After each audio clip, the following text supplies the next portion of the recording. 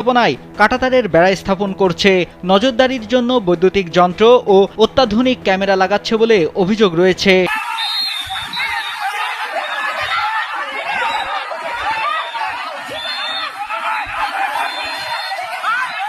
পরিস্থিতি প্রচুর খারাপ, দেখতে পাচ্ছেন। দিক থেকে সব ইট পাথর ছুটছে ওরা।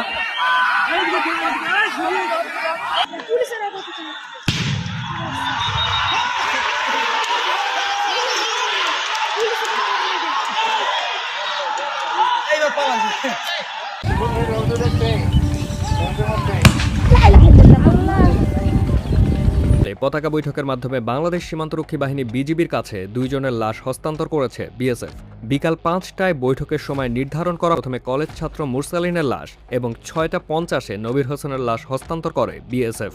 বিজিবির পক্ষে নিহত দুজনেই চোরাচালানির সঙ্গে জড়িত ছিল বলে জানা গেছে। বিজিবি এরই মধ্যে বিএসএফ এর সঙ্গে মরদেহগুলো দেশে নিয়ে আসার বিষয়ে কাজ করছে।